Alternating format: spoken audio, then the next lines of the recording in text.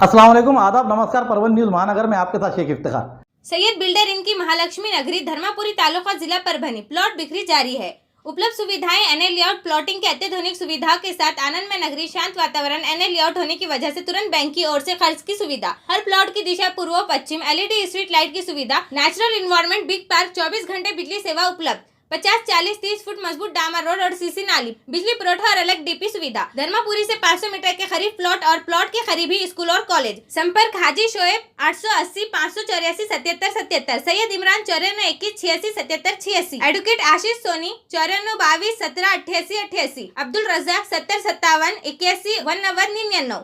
Gopala foundation की ओर से छात्राओं को की मदद। जरूरतमंद और निराधार उन्हें हमेशा मदद करने के लिए तैयार रहने वाली फाउंडेशन के एक हाथ मदद इस संकल्पना को लेकर कुछ जरूरतमंद छात्राओं को स्कूली सामग्री जिसमें किताब, copy, pen, pencil, water bottle, छाता, स्कूली बैग आदि चीजें दी गई। इस समय कठाड़े महाराज, अध्यक्ष संतोष खराटे, गोपाला फाउंडेशन आदि मौजूद थे। फाउंडेशन तर्फे गोपाळा फाउंडेशनचे अध्यक्ष आदरणीय आमचे संतोषरावजी खराटे यांच्यातर्फे सुभाषरावजी धोत्रे यांच्या 2 लेकरांना शालेय साहित्य वाटप करण्यात आलेले आहे। लेकरांच्या मनामध्ये शाळेच्या विषयीची जिज्ञासा निर्माण व्हावी, शिक्षण त्यांना प्राप्त व्हावं आणि शिकून मोठं व्हावं या कारणास्तव त्यांना प्रोत्साहन म्हणून हे या ठिकाणी सहाय्य देण्यात येत आहे। जय Gopala. Subscribe now and press the bell icon. Never miss an update.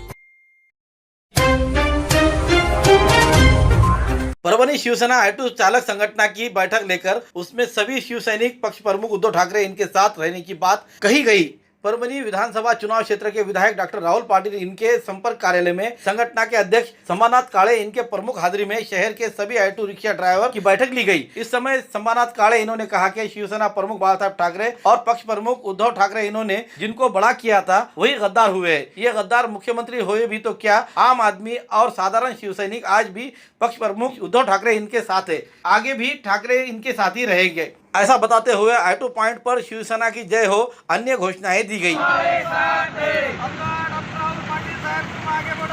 तुम्हारे साथ हैं। हमारा नेता कैसे हो? शिवसेना जिंदाबाद, शिवसेना जिंदाबाद।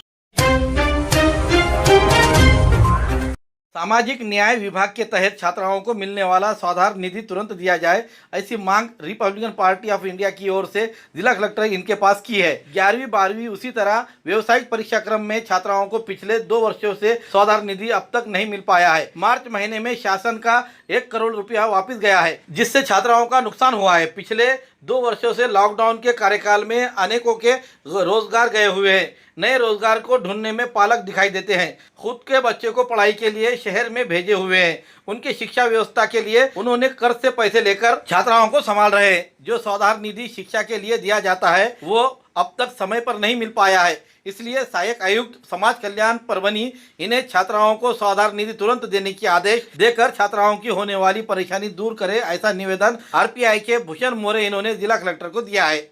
आदरणीय काटकर साहेब यांना रिपब्लिकन पार्टी ऑफ इंडियाच्या वतीने निवेदन देण्यात आले आहे की 11वी 12वी तसेच BA MA आणि व्यावसायिक अभ्यासक्रमासाठी जो शासनातर्फे समाज कल्याण विभाग महाराष्ट्र शासन स्वाधार निधी दिला जातो तो आजपर्यंत 2 वर्षापासूनचा पेंडिंग आहे। याबाबतच मार्च महिन्यामध्ये 1 कोटी रुपयाचा निधी समाज कल्याण खात्याकडून वापस गेलेला असून याकडे संबंधित अधिकाऱ्यांचे फार दुर्लक्ष होत आहे। या संबंधी स्वाधार निधी तात्काळ देण्याची कारवाई करावी यासाठी जिल्हाधिकारी यांना रिपब्लिकन पार्टी ऑफ इंडियातर्फे निवेदन देण्यात आले आहे।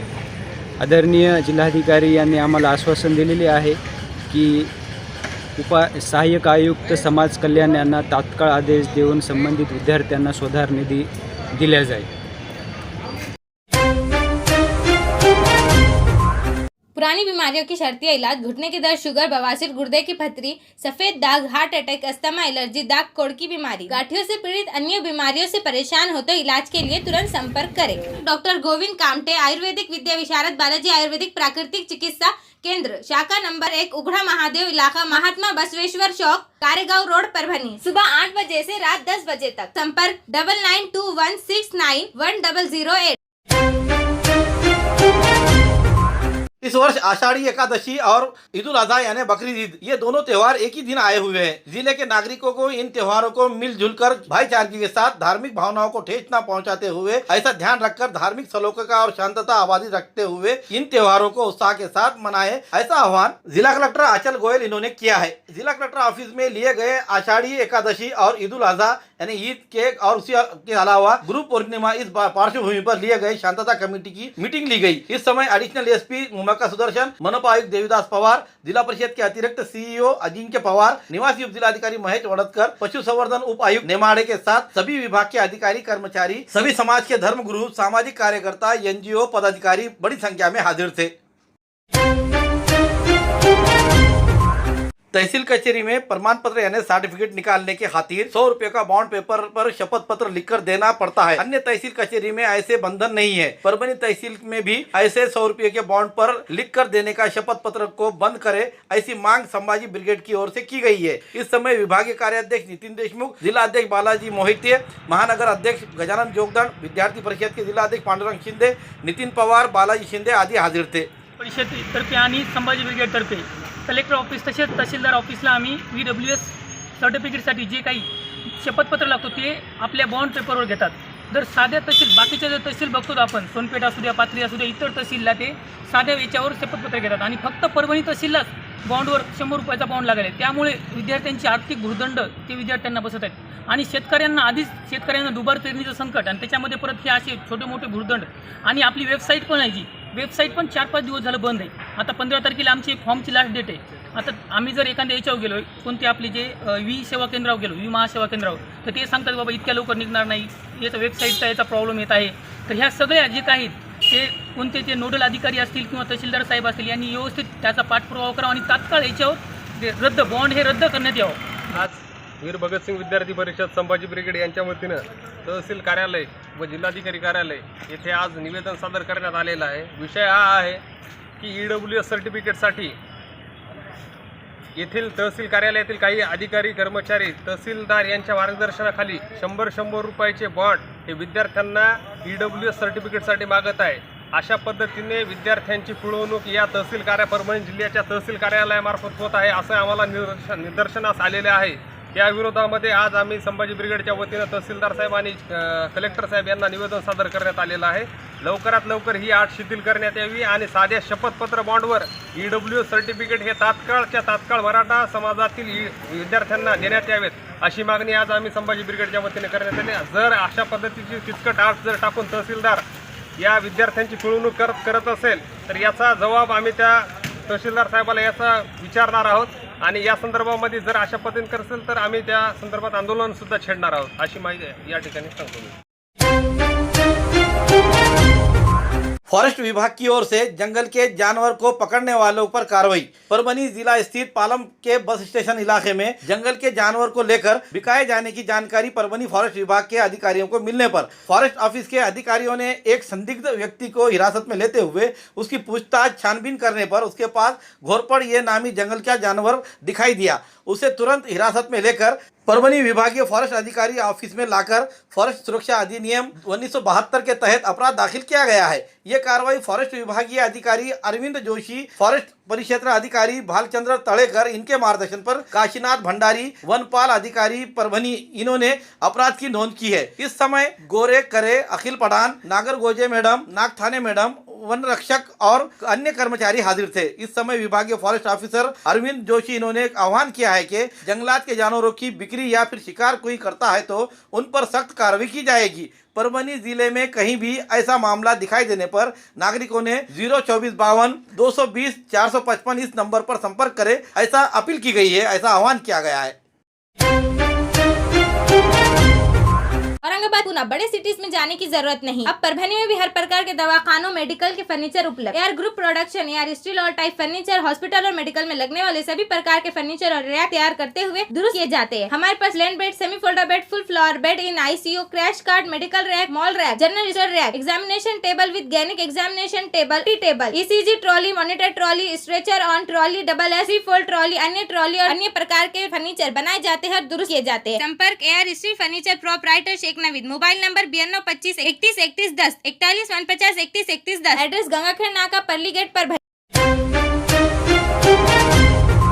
जानकारी अधिकार का पत्र नहीं डालने के लिए सरकारी कर्मचारी से मांगी रकम। सरकारी कामगार अधिकारी ऑफिस का मामला, सरकारी काम में बाधा निर्माण करने का हुआ पुलिस थाने में अपराध दर्ज। परभनी के सरकारी कामगार अधिकारी ऑफिस के कर्मचारी को फिरौती मांगते हुए धमकी देकर सरकारी काम में बाधाएं निर्माण करने को लेकर कोतवाली पुलिस थाने में 6 जुलाई 2022 बुधवार के रोज अपराध दाखिल किया गया है। इस घटना की मिली जानकारी यह है कि सरकारी कामगार अधिकारी ऑफिस के कर्मचारी शेख अनवर मोइनुद्दीन इन्होंने तकरार की है कि 22 अप्रैल 2022 दोपहर 2 बजे के दरमियान ऑफिस में काम करते समय शेख उस्मान शेख इस्माइल ये वहां पर आया। जानकारी अधिकार की जानकारी क्यों नहीं दे रहा है, इस तरह की वजह लेकर शेख अनवर और अन्य कर्मचारियों के साथ विवाद पैदा किया।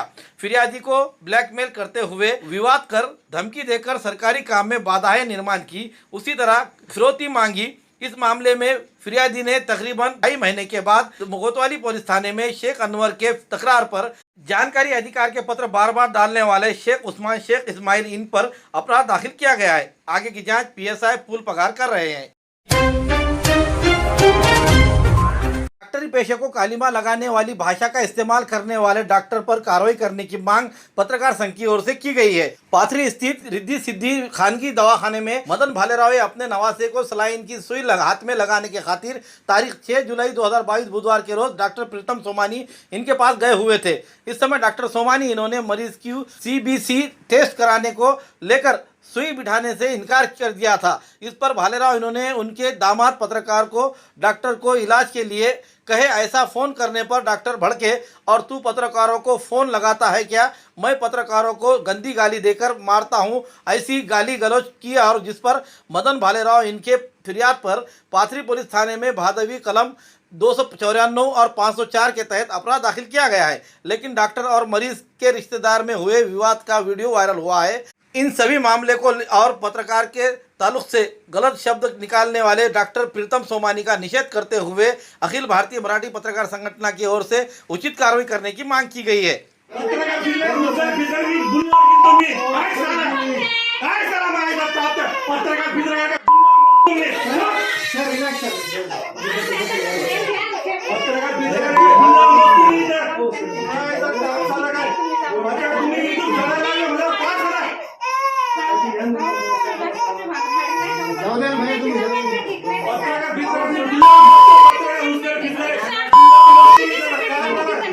नाही पण ते बोलण्याची पद्धत आहे का बघा ना आता ते लय आगाऊ आहेत, आता काही ना काही तर होतेच. हो द्या आता आगे जाऊ दे ना, पण दीक्षा नाही का कशा हो द्या शांत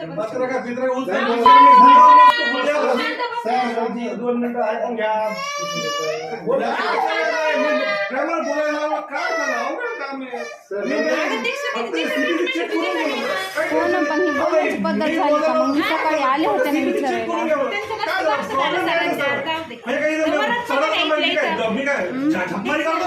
बघा ना बोलण्याची